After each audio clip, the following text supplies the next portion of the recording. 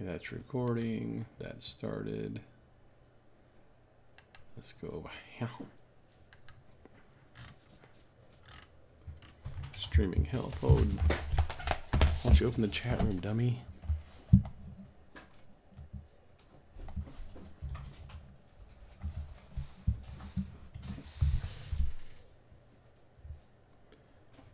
Chat room would help in case somebody wants to talk to me. Hey, it says I'm alive. And there I am. Guess we can start.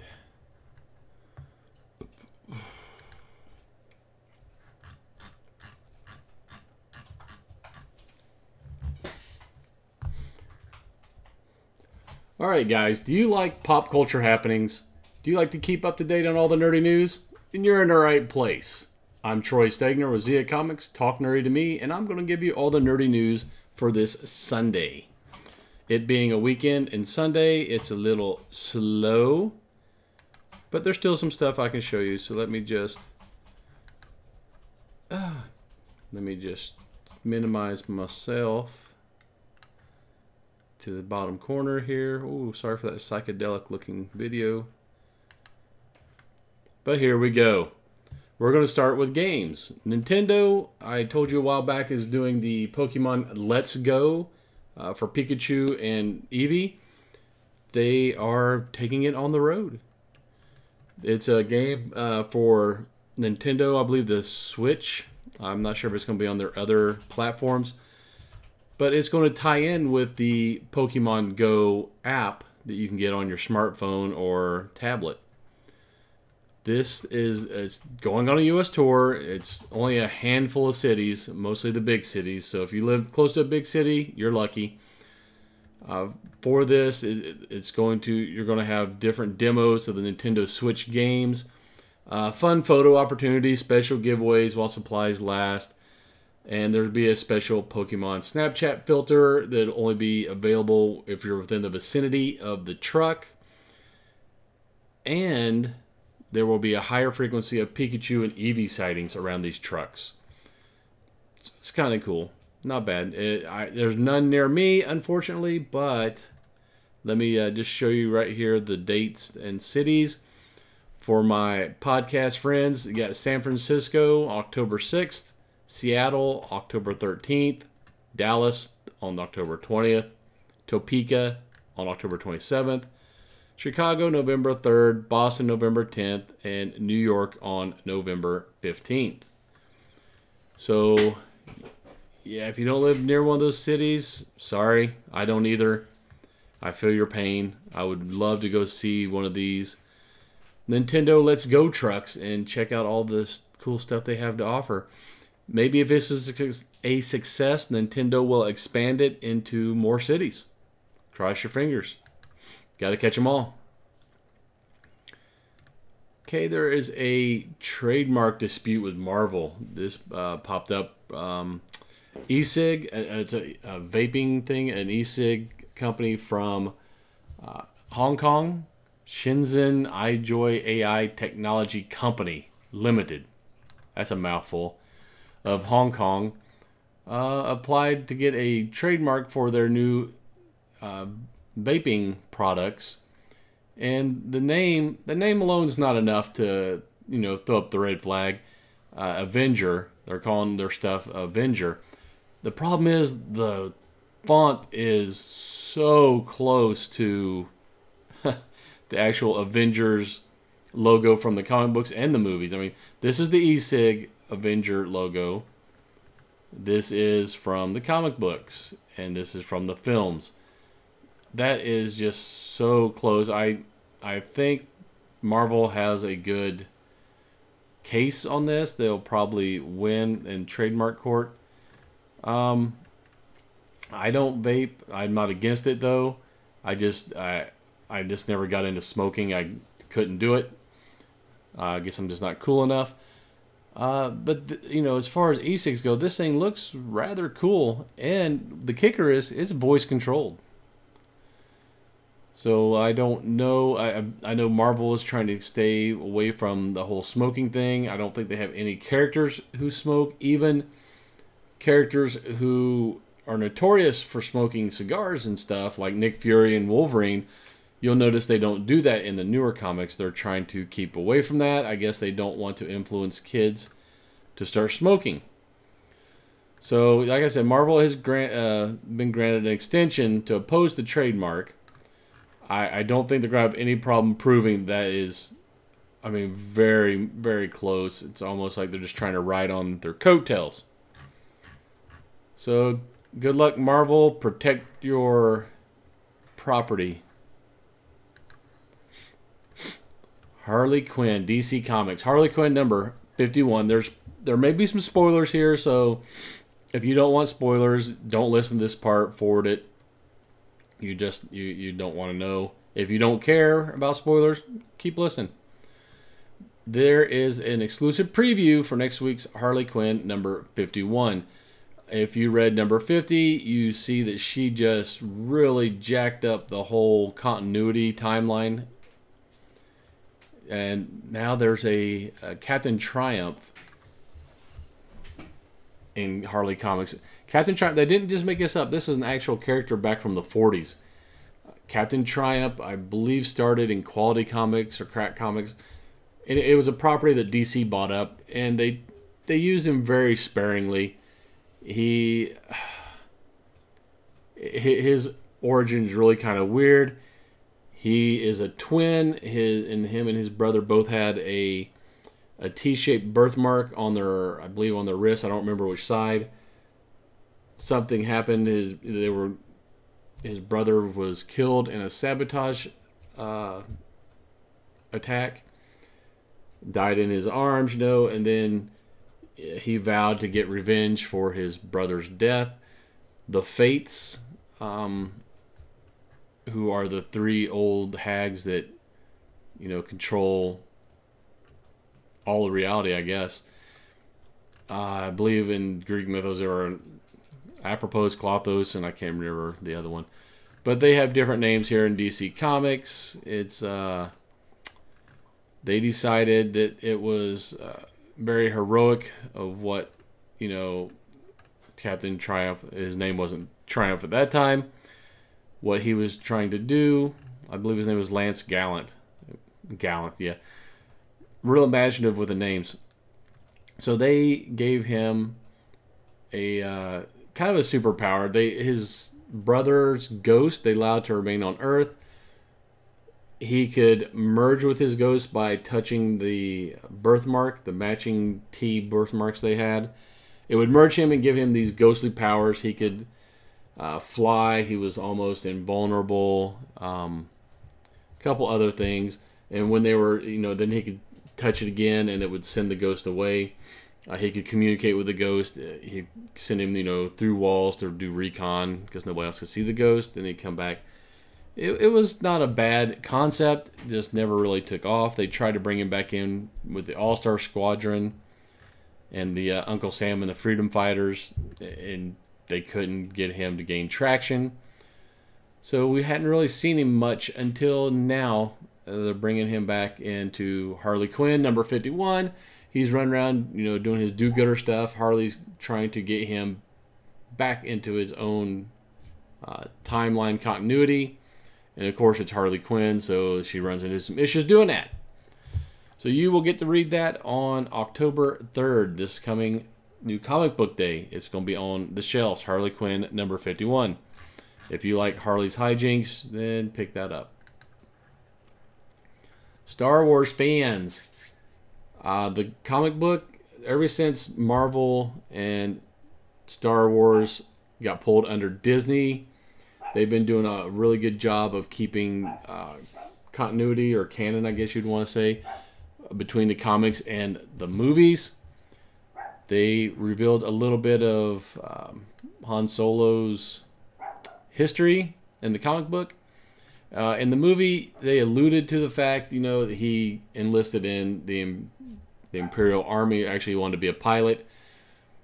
One of the cut scenes was, him not taking orders well as an Imperial pilot, which is how he got booted down to the infantry. In the movie, it went straight from him enlisting to him being in that mud planet in the infantry.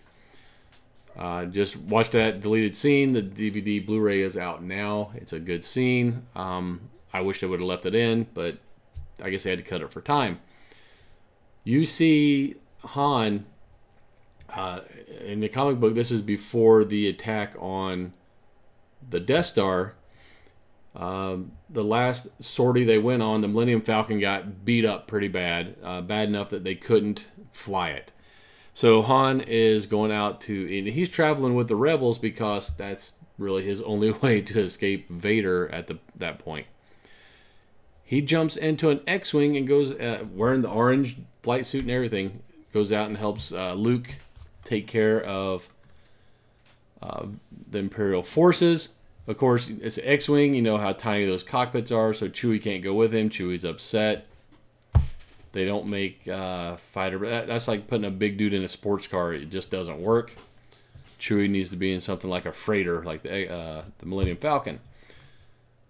So, yeah, you get to actually see Han when he's out there fighting with the rebels. He's actually taking orders, working as part of a group, which is something you don't ever see him do in the movies or in any of the books up to this point, actually. So he can actually take orders and fight as a group. He just kind of doesn't like doing it. So, yeah, you got Han flying in his orange jumpsuit, helping the rebels, the resistance. And when he jumps into the fight, of course, he's such a good pilot, it actually helps turn the tide of the battle. Let's go into some proposed stuff.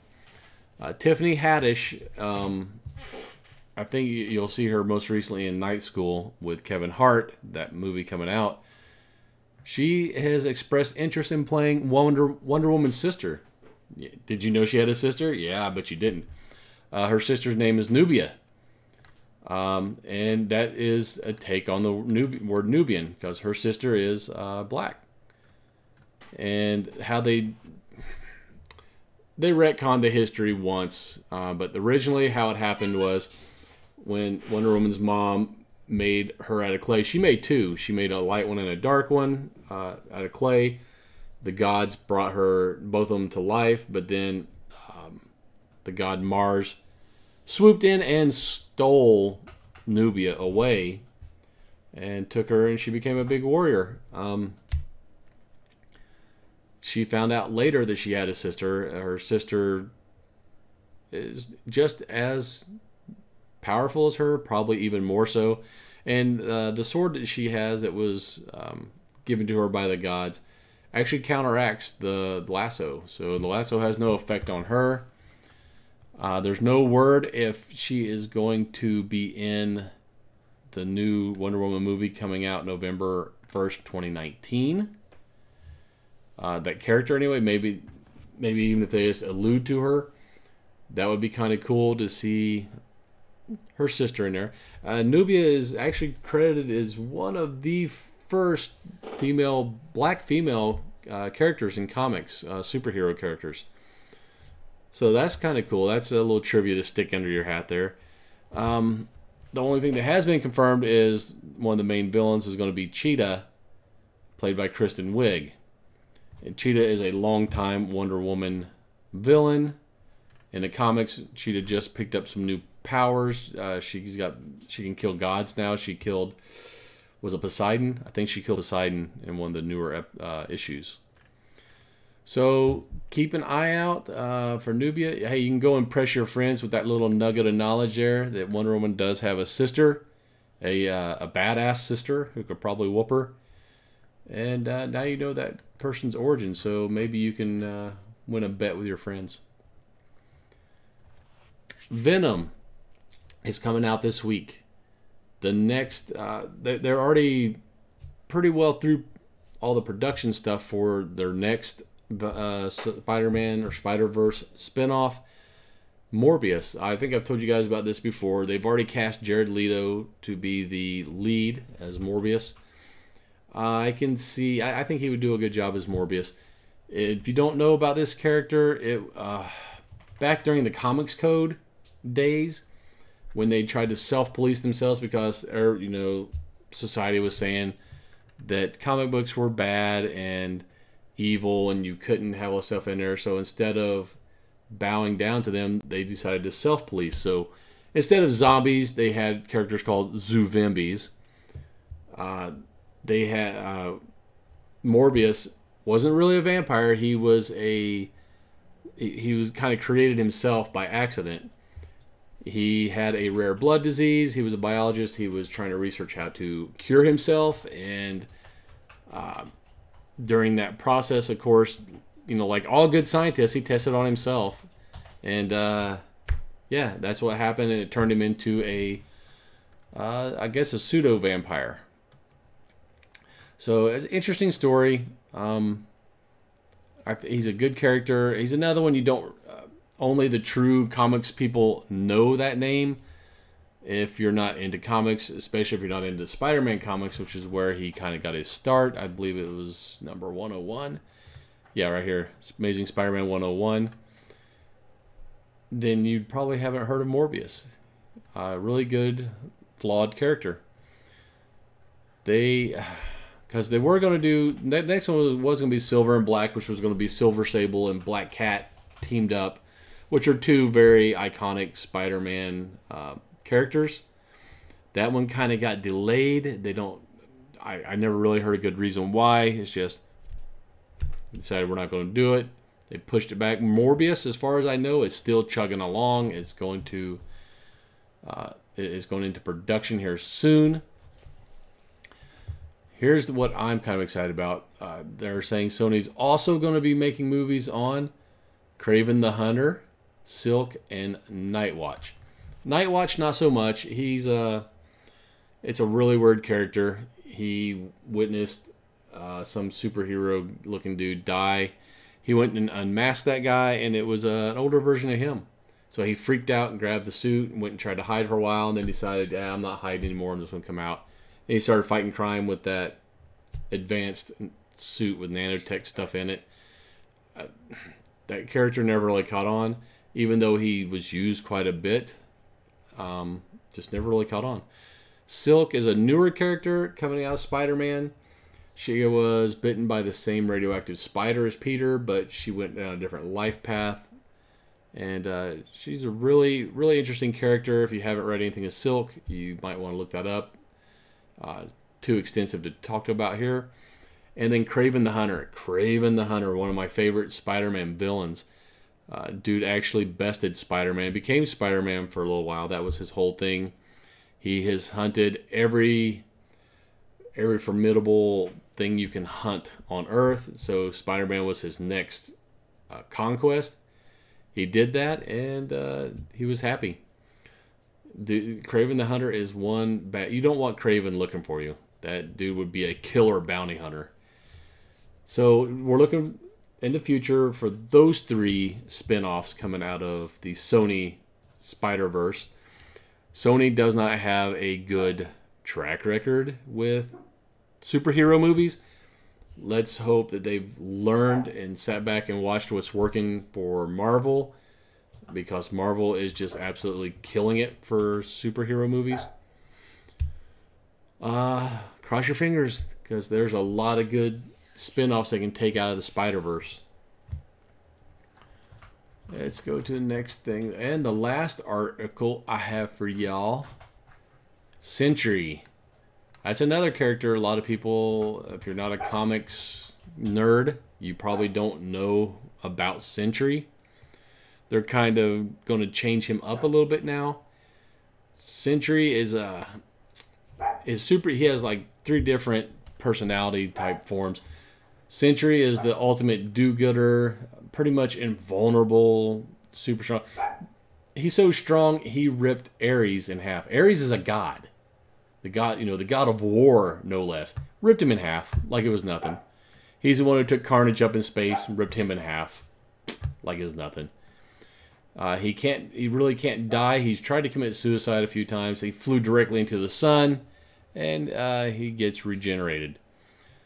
Plus, he's super strong. He can fly.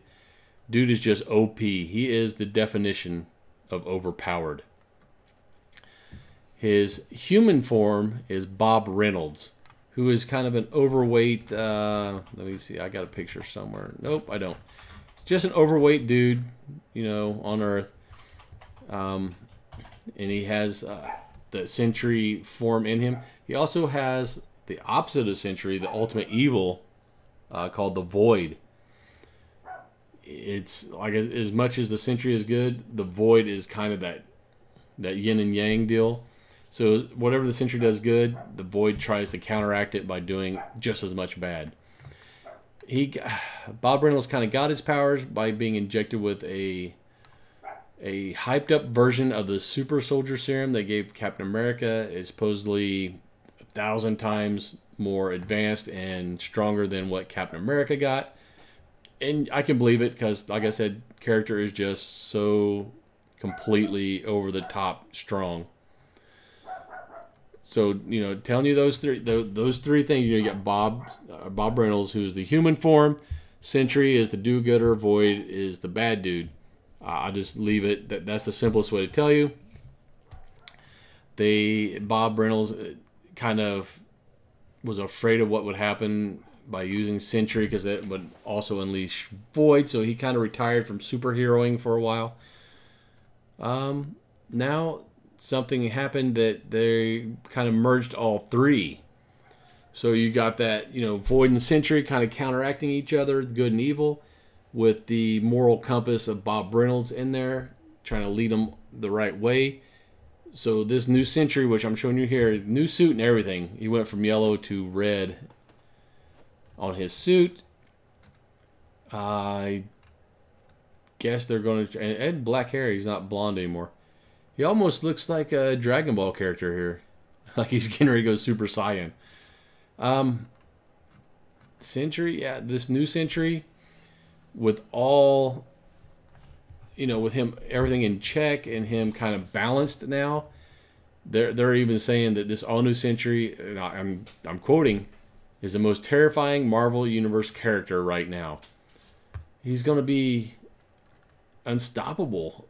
The only way to get to him would be mentally to try to take him down. But there's just no way physically you're going to stop him. He's going to do what he wants. Yeah. But, you know, like I said, the Sentry is so good. The evil is evil. The Void is evil. Those things counteract. So he's got balance now, being led by the human personality, Bob Reynolds. Kind of interesting. Really kind of interesting. He's almost like above a Superman level. And I'm generally not a fan of overpowered characters like that. Let's see how they write him. They're going to have to give him some kind of weakness. Otherwise, he's just going to be unlikable. Nobody likes a completely overpowered character that much. We'll see. Like I said, that is the last thing I have for you guys today. I'm going to maximize myself back up here. You're going to get me all full screened. Ah, there's that edge. Oh, and let me take you over to the other edge. And up. All right.